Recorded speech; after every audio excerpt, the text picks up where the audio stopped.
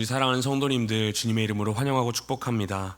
오늘도 하나님 아버지 앞에 가지고 나온 우리의 모든 기도 제목들이 하나님께 연락되고 또 하나님께서 기쁘게 응답해 주시는 시간이 되기를 간절히 소망합니다. 요즘 인터넷이나 뉴스를 통해서 우리가 접하는 소식들은 늘 우리의 마음을 안타깝게 하기도 하고 마음을 힘들게 하고 또 염려할 일들이 참 많이 있습니다.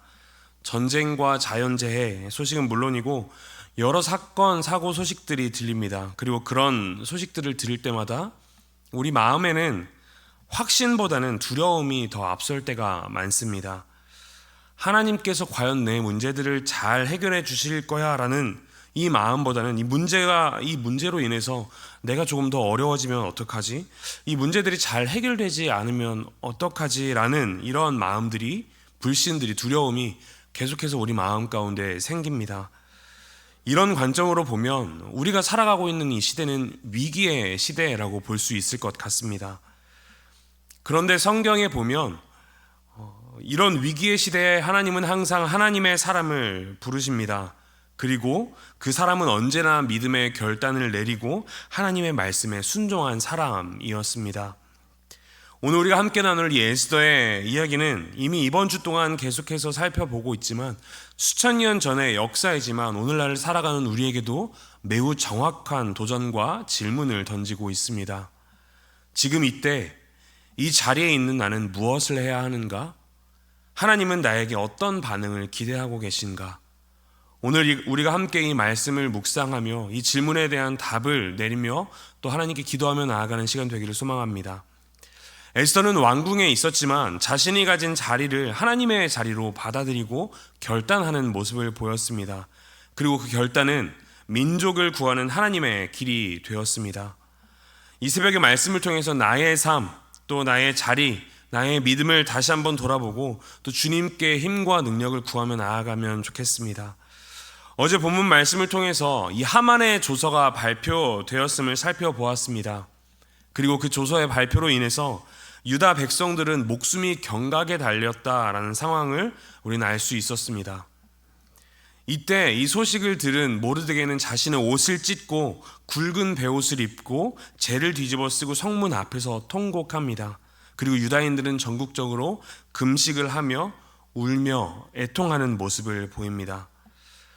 이러한 애통하는 모습들은 그저 자신들의 신세가 너무 처량해서 한탄하며 우는 것이 아니었습니다. 하나님, 왜 이런 삶이 나의 삶 가운데 일어나게 되었습니까? 라며 따지기만 하는 모습도 아닙니다.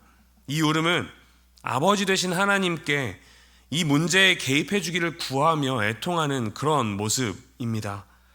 이들은 큰 어려움을 마주했을 때 애통하는 마음으로 하나님께 구하는 태도를 먼저 보였습니다.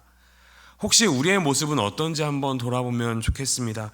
우리의 삶에 참 다양하고 많은 어려움들이 찾아올 텐데 혹시 먼저 기도하기보다 스스로 그 문제에 대해서 반응하고 그 문제를 해결하려고 하는 모습이 자주 보이지는 않는지 우리의 모습을 한번 점검해 보면 좋겠습니다. 또한 혹시 우리의 삶의 모습이 기도가 먼저가 아니라 내 행동과 내 삶의 반응이 먼저이지는 않은지 한번 살펴보면 좋겠습니다. 이러한 모습들이 우리에게 나타날 때 때로는 이 신앙의 감각이 더뎌져서 이것이 위기인지도 우리가 깨닫지 못하고 하나님 앞에 나아가지도 않는 모습들이 우리에게 나타날 수도 있습니다. 혹시 이렇게 어려운 일이 있어도 가장 먼저 하나님을 찾는 모습이 있지 않고 또 하나님을 향한 나의 마음이 무뎌져 있다면 두려운 마음으로 하나님 앞에 나오시기를 소망합니다. 왜냐하면 이러한 마음이 계속해서 우리 가운데 있을 때에 우리의 삶에 하나님이 일하고 계심을 우리가 경험하지 못하고 있기 때문입니다. 오늘 말씀에서 하나님께서 이 에스더와 모르드게를 통해 일하시게 되는 이 과정은 애통하는 기도로부터 시작됩니다. 이 기도로 인하여서 절망을 역전시키시는 하나님의 일하심을 보게 되는 것입니다. 그러니 간절히 바라기는 오늘 이 기도의 자리에 나오신 우리 사랑하는 모든 성도님들, 우리의 모습이 이 에스더와 모르드게와 같이 하나님을 간절히 찾는 애통하는 모습이 회복되는 이 시간 되기를 간절히 소망합니다. 그렇게 눈물로 부르짖었을 때 에스더에게 이 모르드게 삼촌의 소식이 들립니다. 그리고 현재 상황에 대해서 직면하게 됩니다. 이때가 바로 이 에스더의 결정의 때였습니다. 왜냐하면 에스더는 지금 왕이 부르지 않은 지 30일이 넘은 상태였습니다. 당시 이 왕이 부르지 않았는데 누구든지 왕 앞에 나아가면 그 왕이 내미는 금규를 잡지 않으면, 왕이 금규를 내밀지 않으면 그 모든 사람은 죽을 수밖에 없었습니다. 이때 이 모르드게의 말이 에스더의 마음을 움직입니다. 오늘 본문 4장 14절 말씀에 내가 왕후의 자리를 얻은 것이 이때를 위함이 아닌지 누가 아느냐. 이 모르드게의 말을 듣고 에스더는 결단하게 됩니다. 죽으면 죽으리이다. 사랑하는 성도 여러분, 우리는 날마다 이런 각오를 하며 살아가야 합니다. 하나님께서 맡기신 이 사명의 자리를 감당하기 위해서 우리는 날마다 나의 죽음을 각오하고 내 삶 속에 일하시는 그 하나님을 바라보는 모습이 우리에게 있어야 한다라는 것입니다. 적당히 믿고 적당히 반응하면 하나님의 일하심도 적당히 경험하게 됩니다. 우리가 있는 가정의 자리, 교회의 자리, 직장의 자리 등 모든 자리는 우리에게 우연히 있는 것이 아닙니다. 하나님께서 우리를 그 자리로 부르셨기에, 보내셨기에 우리가 있다라는 사실 우리가 반드시 믿으시기를 소망합니다. 그렇게 우리는 하나님께 모든 것을 맡기며 나아가는 결단의 모습이 반드시 필요한 것입니다. 혹시 지금 우리의 신앙의 모습이 결단을 머뭇거리고 있는 모습이지는 않는지 돌아보는 이 아침이 되기를 소망합니다.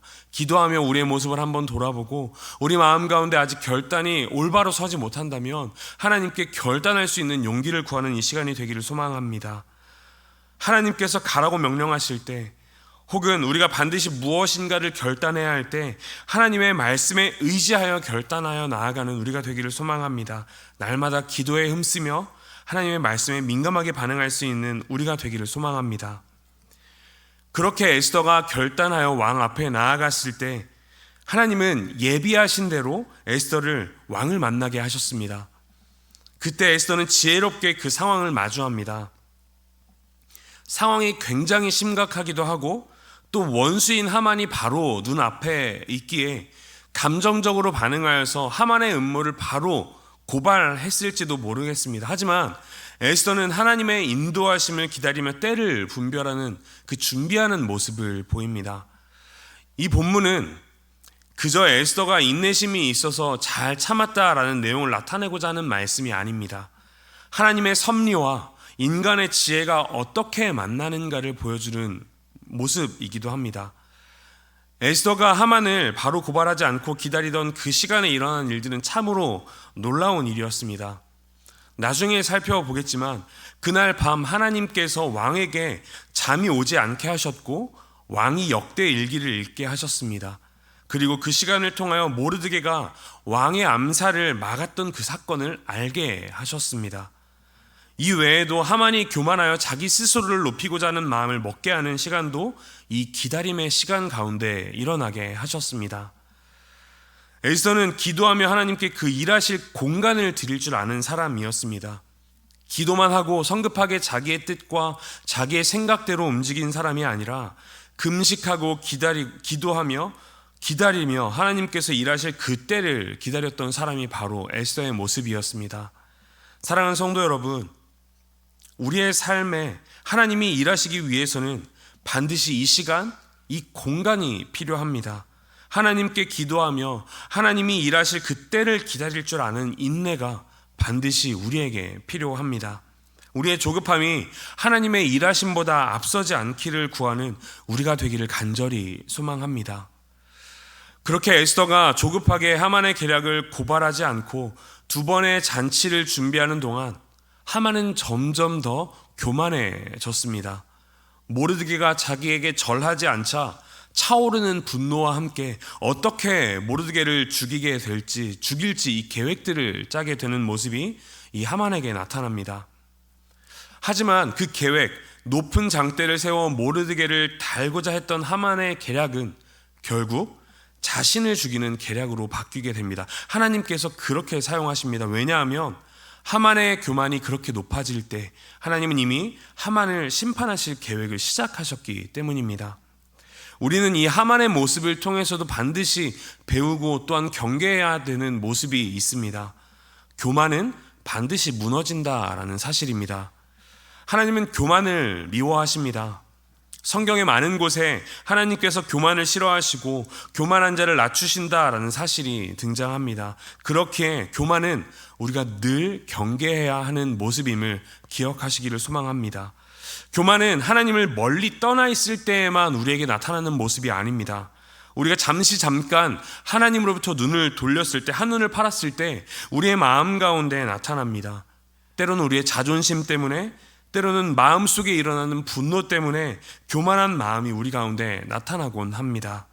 그리고 이 교만은 하나님으로부터 멀어지는 결과를 나타나게 합니다. 그렇게 우리는 이 교만한 모습을 늘 경계해야 합니다. 늘 깨어서 하나님께 기도하는 모습으로 나아가야 합니다. 오늘 이 아침에 기도하며 우리의 마음을 하나님께 맡길 때 하나님께서 우리의 교만한 마음을 바로잡아 주시고 하나님의 뜻대로 인도해 주실 줄 믿습니다. 그렇게 구하며 나아가는 이 아침이 되기를 간절히 소망합니다. 말씀을 마무리하겠습니다.